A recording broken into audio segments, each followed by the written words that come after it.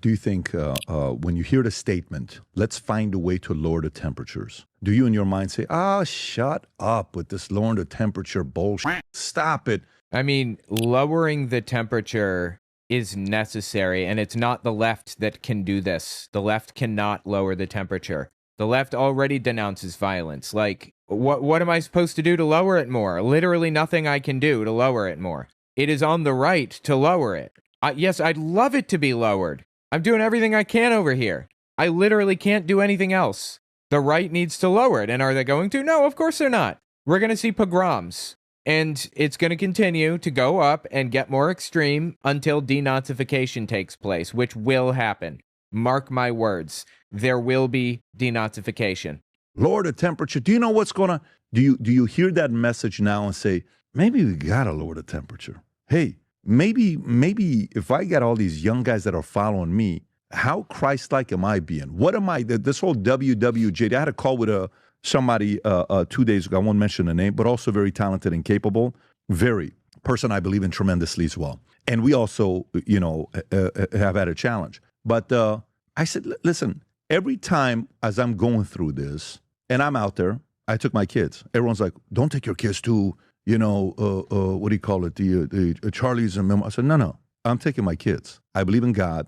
I have faith. Wow, that worked out for Charlie, didn't it? At a certain point, you got to recognize that God is not enough to save you. That's just the case. I'm sorry. I don't want anybody hurt, anybody, including Patrick Bet David. Don't be a fool. You need to take precautions. Protect yourself. Seriously. And if I move forward with fear, what a coward. I'm a leader. I'm a leader amongst leaders. We're going to go there.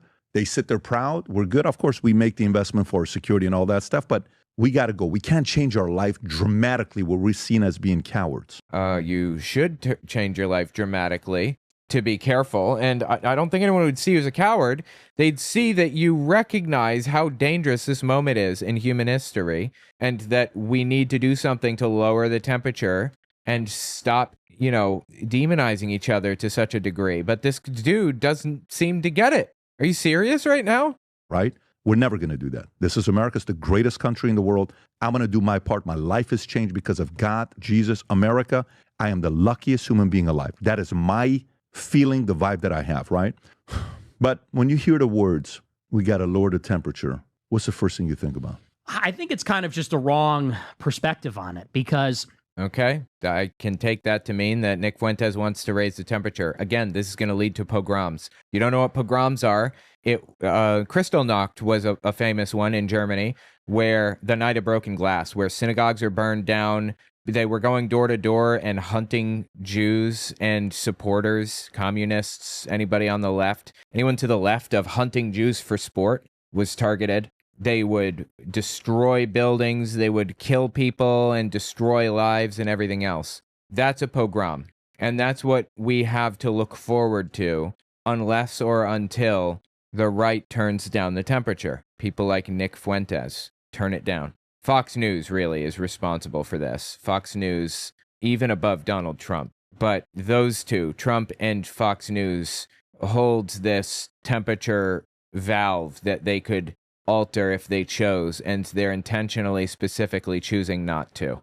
I'm an intense person, and I think that this is a decisive moment for America. And, what really made me beside myself is not necessarily that someone killed Kirk, because there's a lot of crazy people out here that unfortunately do carry out acts of violence. It was that there were 100,000 liberals who are in their right mind that were celebrating, that were glib about it, that crashed vigils, that danced, that laughed, that yes, turn the temperature down. Everybody, turn it down. Really? Mocked it, that said it was a good thing, he deserved it. And you realize that it is a battle between good and evil. And I don't... He's turning it up. He's turning the temperature up. He's making people hate the left even more instead of trying to build bridges and calm tensions and make everybody cool with each other again. He's trying to make it worse right now. That's what he is doing. This is disgusting, really. Believe that when you're fighting evil, you lower the intensity. I think that we must very intensely fight evil because we have to win. If we lose, and by we, I mean decent people, they're going to hurt us and they're going to destroy the things that we care about. So for me, it's not necessarily about intensity. Temperature, I would say intensity. I think we should all fight for what we believe in intensely every day.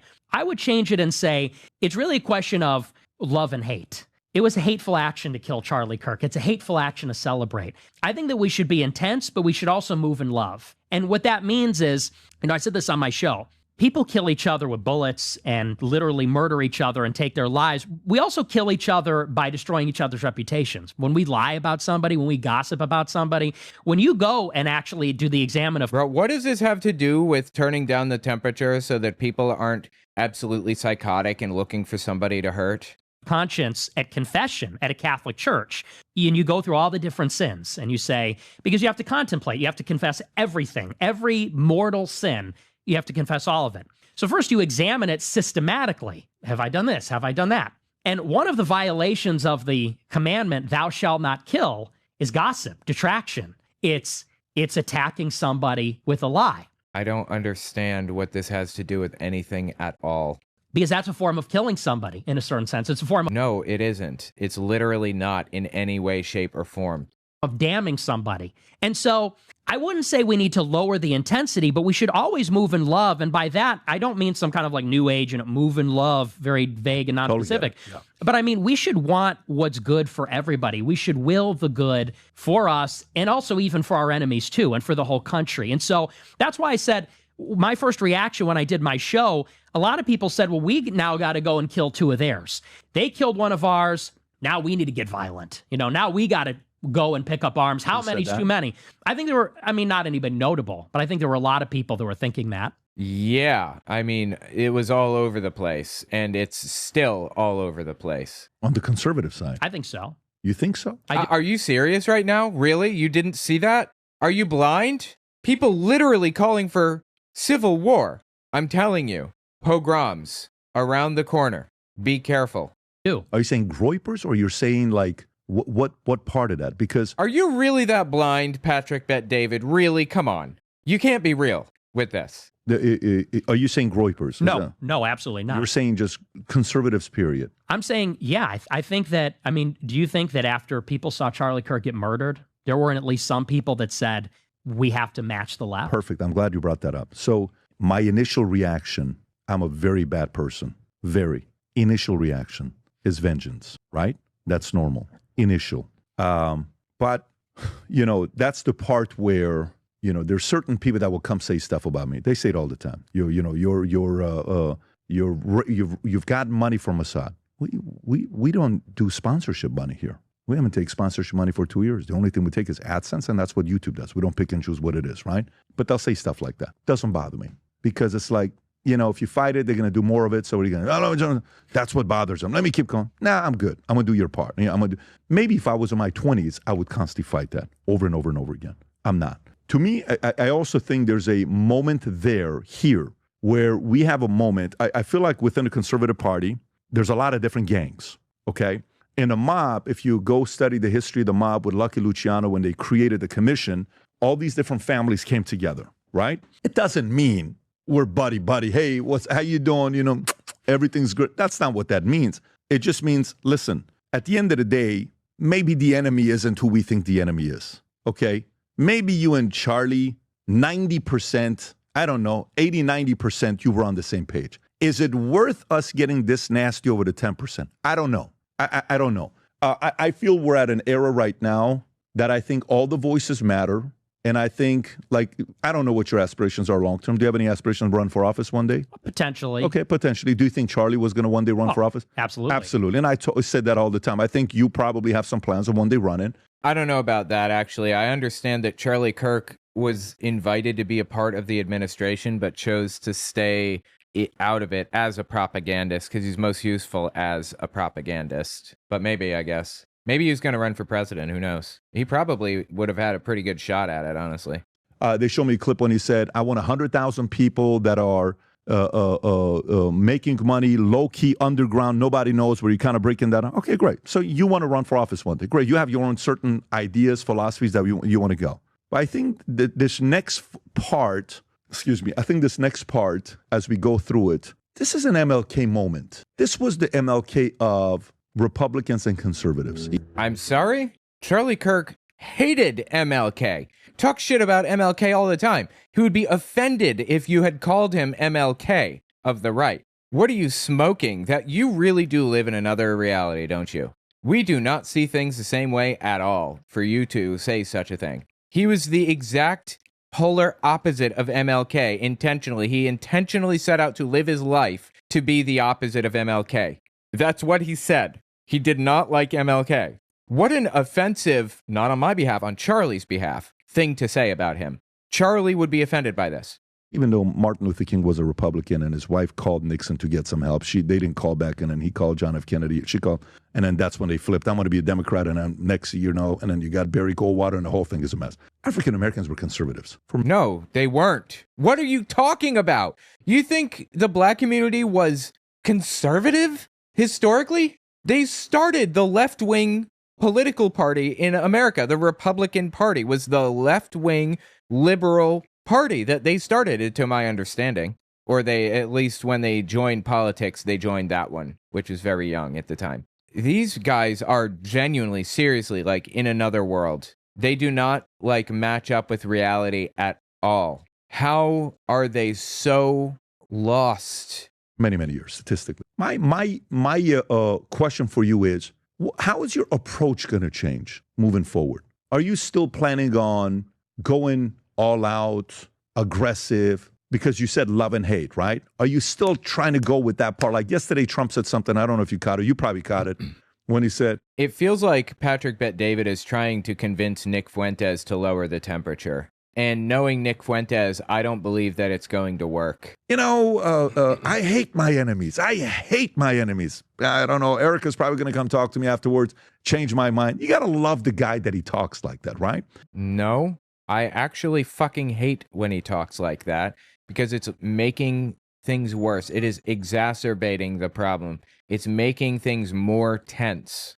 You guys got a little bit of that similar style of things that you guys do. But I do think deep down inside he's loved today. I do think he's loved today. What gave you that idea exactly? I'm sorry, you think Trump is love? What are you smoking, really? Going to change about your approach? Anything, or are you planning on being the same? To be honest with you, I don't think there's much that needs to change. I mean, we all have a battle that we fight every day, I mean, like you said, your first reaction when you saw him go down was vengeance. And, no question. And especially when you do a live show, so many of the things I've said that I regret or are unfortunate things, it's things that you get whipped up talking about something you're passionate about, and out of anger, something like that, you take it too far, you say something careless. And so, I mean, it's not saying something careless. It is you literally saying that sleeping with a black person is as degenerate as sleeping with a dog. That's not careless. That's you revealing who you really are and what you really believe on the inside. It couldn't be clearer. To the extent that it's a reminder of our mortality, I always try every day to keep it truthful, and to make sure that it's coming from the right place. I don't think we should be emotional. I don't think. Yeah, I'll give him that. He's correct. He does try to keep it truthful. It's just his whole ideology is built on a lie. That's all. Uniquely, I don't think that Nick Fuentes, lies for a living. He just believes white people are superior to black people, and everything that he says and does comes from that. I think anger, and I agree with you, the chart that you showed, we shouldn't want to be angry. We should want to be prudent, and we should want to be thoughtful, and we should want to act out of rationality as opposed to emotion. And so to the extent that Charlie Kirk died, how it affected me, I'm going to try harder to move in that way. But I think I've been tending in that direction for a long time. Did he inspire you? Was there anything about him that inspired you? Yes. The one thing that he inspired me about, because I did not like him when he was alive, I'll be honest with you. The one thing that inspired me is this guy was a workhorse. And I respect that because I have a hard time with discipline. I'm not the most disciplined person when it comes to hard work. Okay, that was an interesting thing for him to say. All right. And this guy was a beast. I mean, the stuff that he did, working morning to night, you got to think he did a 3-hour show every day, wrote books. Then he went home and managed Turning Point. Then he went and flew out and did 100 campus events. I'll tell you why that is. I used to work at Burger King and IHOP, and I got to the point where I could not stand one more day to see that building. I was just so sick of working that job. Of listening in on that drive-through headset or whatever. I was sick of it. I was completely 100% done. And I'm like, is there like something wrong with my work ethic? Like what's going on here? Why is it that people work their entire lives doing this job and they can manage it, but I can't? And the answer is because they have an inhuman amount of will. But now I work constantly, like 24/7 practically, I'm working. But it's a job that I like doing. I like streaming. I like talking to people and reading comments and watching stuff and thinking about these hard moral questions and things like that. I like doing that. When you find something you love, you'll never work a day in your life. That is 100% true. And I found the thing that I love. I work my nuts off because I enjoy doing it. And Nick Fuentes probably also works really, really, really, well, constantly at least, maybe not hard, but constantly, because he likes what he's doing, I imagine. It takes an inhuman amount of will to do something that you absolutely hate for the rest of your life. And if I had to work at Burger King for the rest of my life, I would be miserable until the day I die. I would be avoiding going into that building as much as I possibly could because it's awful. I like creating, like with programming, for example, and that eats up a ton of my time. But I hate doing it for a company. It's miserable doing it for a company because those companies, like, it's very corporate and I'm not doing anything that I really enjoy, not doing something that I want to do because I want to do it, you know? And that's the end result of this economy and the way that it's structured, unfortunately. People are just miserable in the United States. By the way, guys, check out my new shop, owenmorgan.com/shop. I have a bunch of really cool designs on there. That's just like him and Trump. They have that Protestant work ethic. And I know you're a capitalist, you're a businessman. There's nothing I respect more than people that build, people that work hard. That's noble. That's good. That's a virtue. So it's easy to work hard when when you enjoy the thing that you're doing. Go talk to a 60-year-old dishwasher at IHOP. I knew one when I worked at IHOP. Go talk to a 60-year-old dishwasher at IHOP and see what he thinks about work ethic, because that's a totally different level. That's a different thing entirely. Charlie Kirk enjoyed what he was doing. He wasn't working. I mean, arguably, I would say he's not working. Like, I would say I'm not working right now because I enjoy doing this. It's like my thing, you know? That was very inspirational to me. Dude, I want 3 more hours with you because I got so many questions. I'm getting so... What do you think about Thomas Rousseau? Is there any thoughts you have of Thomas Rousseau? Yeah, I actually watched your show. What'd you think about him? You know, I think he's very disciplined also, very composed, very disciplined. But I just don't like that type of activism. I don't know how productive that is. What did you Thomas Rousseau. Oh, okay. Yeah, he's the head of Patriot Front, which I believe Nick was affiliated with Patriot Front. Maybe he wasn't a member. Maybe he didn't, work with them directly, or I don't know. But he was affiliated at the very least. And Thomas Rousseau, he's a full-blown neo-Nazi, like publicly, openly neo-Nazi. disagree with him on? He is a ideological racialist. And I believe that goes too far. I'm a Catholic. I don't know what his religious views are. I think there's a tendency from some white nationalists to idolize race. They believe that race is the highest virtue. As a Catholic, I do believe there's a universal community of human beings, that we are all human in a fundamental way.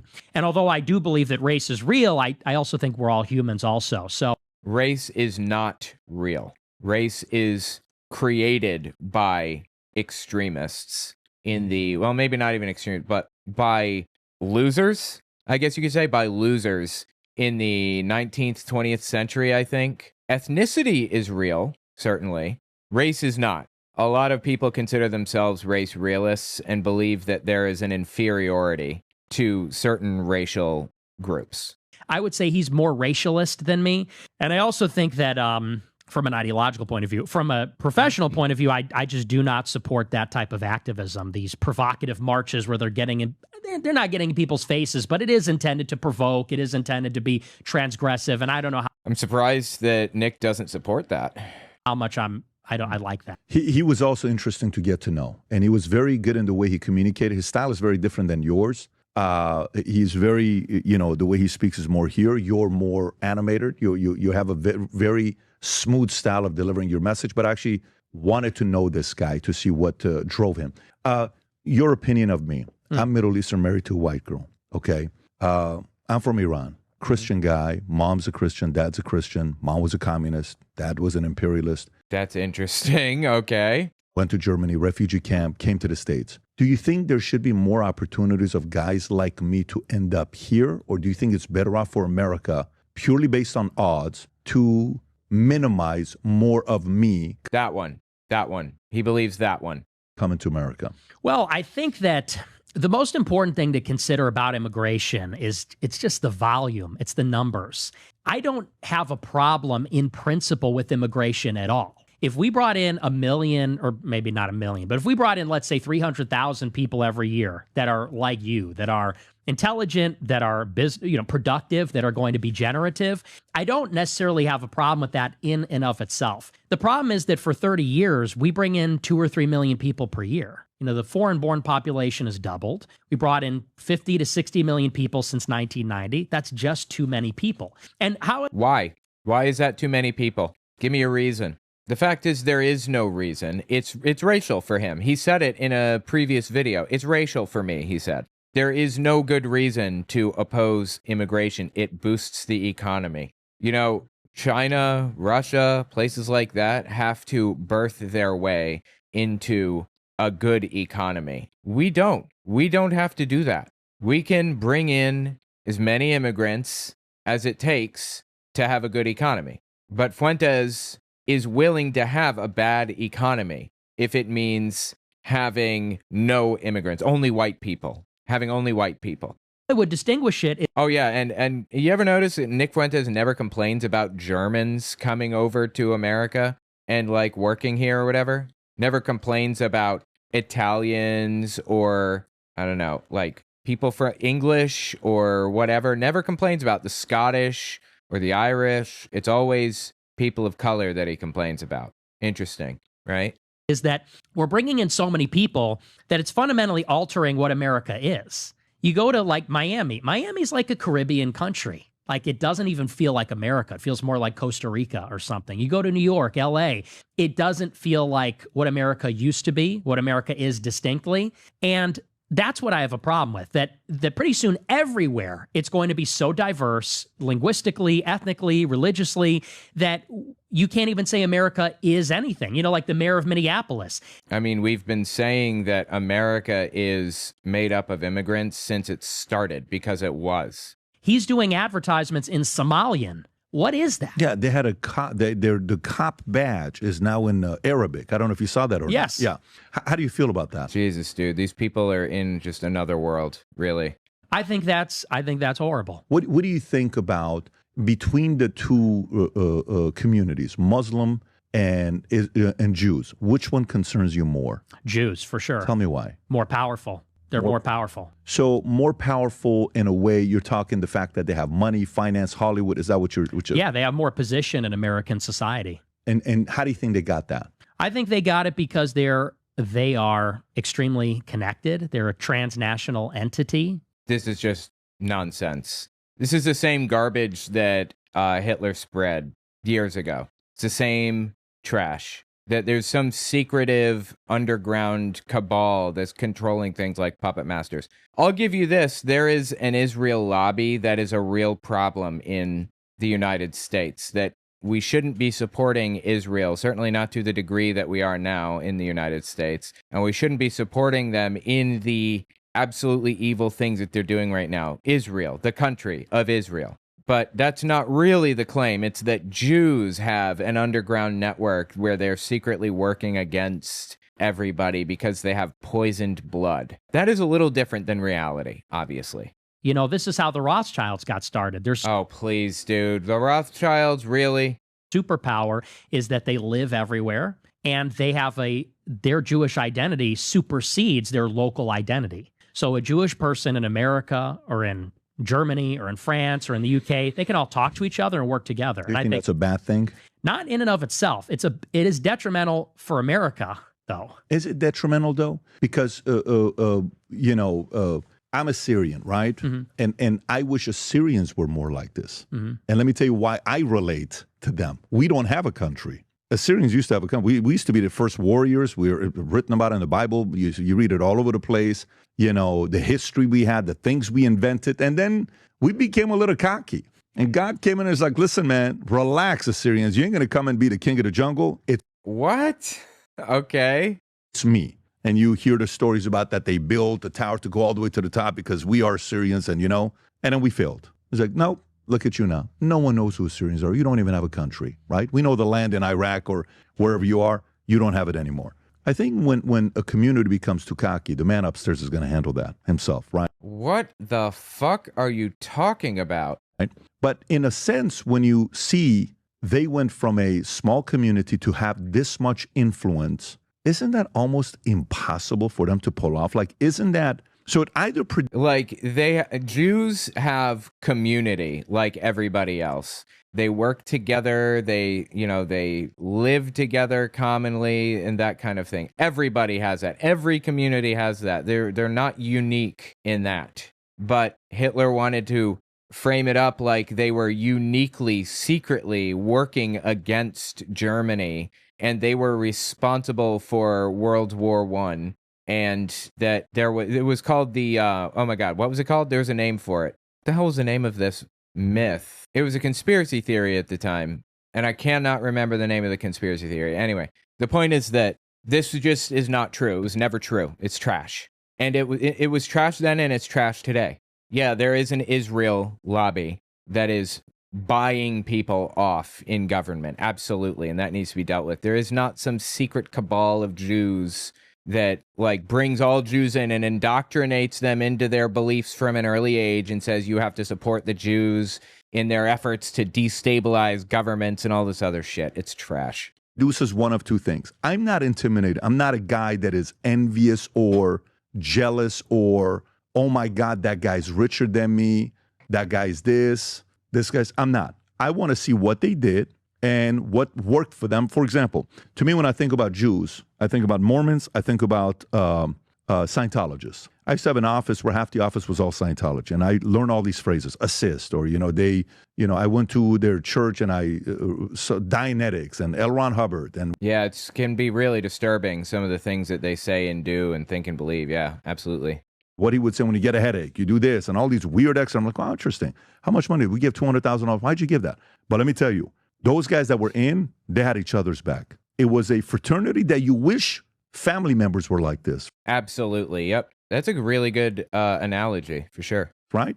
I think Scientologists have it maybe more than Jews. So I think Jews will bite each other a little bit, not as much. And then Mormons have each other's back. Of course, there's a falling out as well where people come out and they'll talk about God makers or, what Gordon B. Hinckley, and I've read all of that stuff from over the years. But what's wrong with them winning at the highest level? Well, what's wrong with them like working together as a community? Nothing. Israel is a problem. Jews are not a problem like that. This is just feeding into the exact same delusion that Hitler supported. Well, I agree with you that it is remarkable, and it is actually ominous how much they've achieved. Here's the problem, though. Ominous? It's ominous how much they have achieved? What?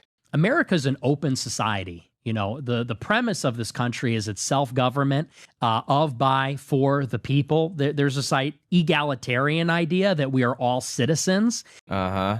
And our government is going to be comprised of the citizenry of America. Okay. That's deeply embedded in who we are and in our government and our whole system. And take me, for example. I'm Italian, Mexican, and Irish. The Italians were very much like this when they immigrated to America. They had in Chicago what they called the outfit, which was the mafia, and they looked out for each other. And when my grandfather died on my mom's side, I believe my grandmother got a loan from the outfit. And they would come by every month or whatever, and they'd bring a fruit basket, and they'd look after her, and they provided financially. Spilatra's group? Do you know the history of it, or was it Tony Spilatra? I don't know who it was specifically. Okay, got it.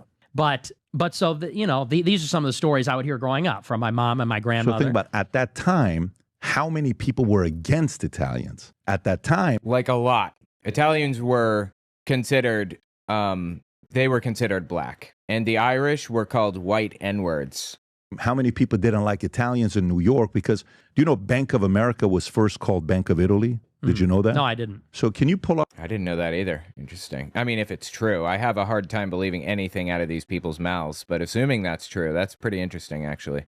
Rob was Bank of America first Bank of Italy? If I'm wrong, it is what it is. I think Bank of America was originally Bank of Italy, and everybody used to, yes, the Bank of America was originally founded in Bank of Italy in 1904 to an Italian-American in San Francisco, and the financial needs of Italian immigrants and other underserved people. The bank eventually merged with another institution to form Bank of America and changed its name to Bank of America, right? Mm-hmm. The tellers were Italians. You know, they would give small little loans, $10, $4, $5 to them.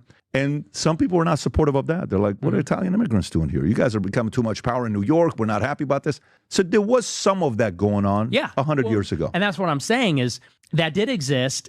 And then what happened eventually is that Italians assimilated. Eventually, these groups, these ethnic advocacy groups were broken up, if you could call the outfit that, or the mob of New York. And then Italians assimilated. And when I grew up, I saw myself as American. I didn't see myself as Italian American. I just saw myself as American. And I think that, you know, when you see Jewish people working together, I don't think there's anything wrong with that inherently. And I agree with you. It's like a superpower. It's actually admirable in some ways. They look out for each other. But if society becomes, American society in particular, a place where every group is ganging up, well, we're the whites, we're the blacks, we're the Jews, then I think what America is starts to come apart, and it turns into kind of like a bit of a politicized race war. There you go. You're getting it. We need to all work together and stop zeroing in on people's races so much. So why are you doing it, Nick? You are the problem here. You and people like you are the problem, obviously.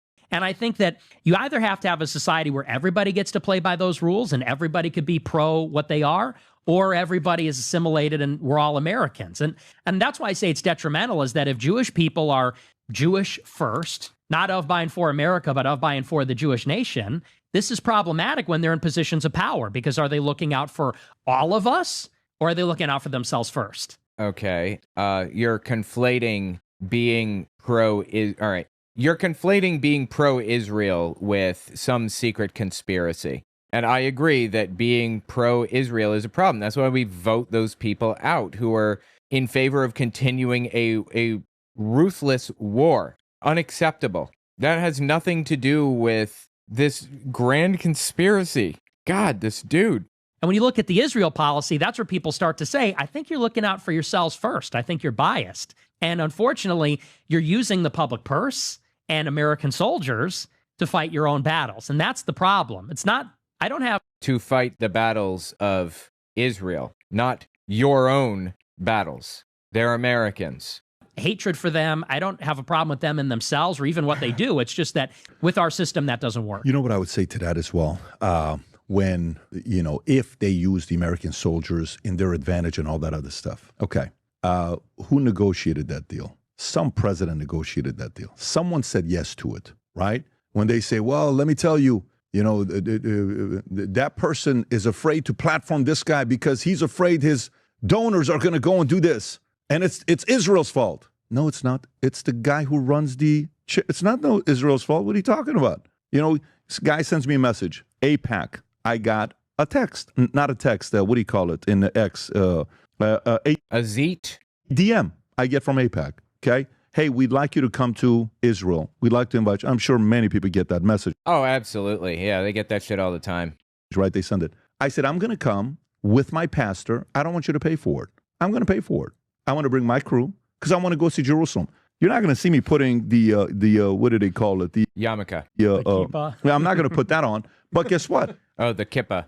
I respect the culture, and I want to go to Gaza, and I would ask for some idea of protection, that if we can go to Gaza, show it to her. I want to see this stuff. I want to go with my pastor. First time around, I'm not going to take my kids. Maybe the second, third time, I'll take my kids. But to me, I don't put the onus on, like when a guy's like, that guy has slept with so many people, this, and the girl said yes. No, but you don't understand. He's a man whore. But the girl said yes. I'm trying. I'm on the struggle bus over here trying to understand what the hell he's talking about. Are you saying we should be criticizing Israel as a country and also the politicians individually? I agree with that completely. Yes, absolutely. So is it Israel or is it the girl? Do you understand what point I'm trying to make here? Absolutely. So to me, it's kind of like, I mean, look, if you said Israel over Muslims, right? Which of the two do you think has been a bigger net positive to America? Oh, well, it has to be Israel, absolutely. Okay, so a part about that part. But, well, in terms of, I wouldn't say net positive. I would say in terms of raw, maybe like gross positive, because they've had a lot of contributions culturally and even, in terms of art, literature, music. By the way, look at his cup. Angry Patriot. Love it. Also scientifically. But it's difficult to say on that because I also think that there's quite a bit of a detriment. I think that the melting pot comes from the Jewish community. What do you mean by that? The idea of the melting pot, that comes from a Jewish playwright. Okay. It comes from a Jewish guy, and that means it's from the Jewish community. See, this is the problem. He just doesn't view non-white people as Americans, and he views Jews as non-white. Because Jewish people come to America, and like all immigrants, they say, well, we want America to be more welcoming. So they start to spin up these ideas that, well, America was never this country of white Christians. It's always been a melting pot for all immigrants. They want the country to be more open because that makes it more comfortable for them. It makes it more tolerant for them. But this has also made us more open and tolerant for Muslims, for example. We're bringing, who's been the biggest driver of like the Hart-Celler 65 Immigration Act? It was like the SPLC, which is run by Jewish lawyers. Oh, give it a fucking rest, dude. The Southern Poverty Law Center. Just because there are Jewish people like in the SPLC does not mean that it's a Jewish organization or whatever. My God, this dude, his head is just fried. Just a reminder, I would really appreciate it if you guys checked out my Patreon. If you're not going to donate, you don't have to, but follow me there at the very least. owenmorgan.com/Patreon. Just in case something happens with the government or whatever. It would be really good if you had some way to connect with me and my content. I'm really concerned about that. And maybe you should consider that for other creators too. And so they're major drivers of mass migration. They're also major drivers of the pro-Israel politics, like the Iraq War. It was many Jewish journalists and pundits and advocates. Sure. So a point being is like when you calculate on net, and I agree with you, like I think there are a lot of people that are critical of Israel that are reluctant to acknowledge the good that Jews do. And I think that they're brilliant. Many of them are brilliant. So when I'm saying net positive, I'm talking jobs, economy. How often you hear about Problem is he just doesn't view them as on the same level. crime, what they do. Like if you have a choice between living in a city in Minnesota, Dearborn, and living in, I don't know what's the biggest city. What's the city that Boca Raton, let's just say, right?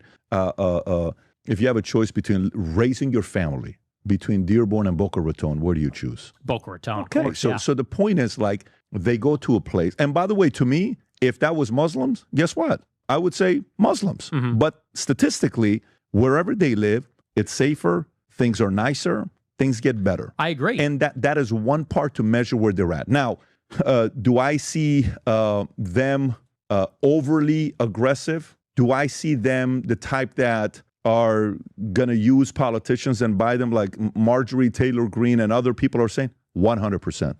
Do I see them, they're going to be there in everyone's DM and email saying, hey, You're grouping these people in all together when you should be criticizing the actions of the people that are doing bad things rather than kind of claiming that there's some secret cabal that's like running things like puppet masters. It's absurd and disgusting, honestly.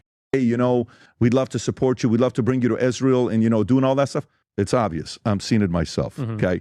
Do I look at that and shame them and say, oh, you shame on... I look at that and say, no, I wish Armenians would do that. I've never gotten an invitation from Prime Minister of Armenia. He should probably send me an invite to go there, right? It's not a bad idea to come and show the country. I'm Armenian, I'm a Syrian. Syrians don't have a country. It's probably a good idea. You don't see that. You wish others would do that. So for me, as much as when I go into that, by the way, I'll give you one other side that, Israel's going to be like, yeah.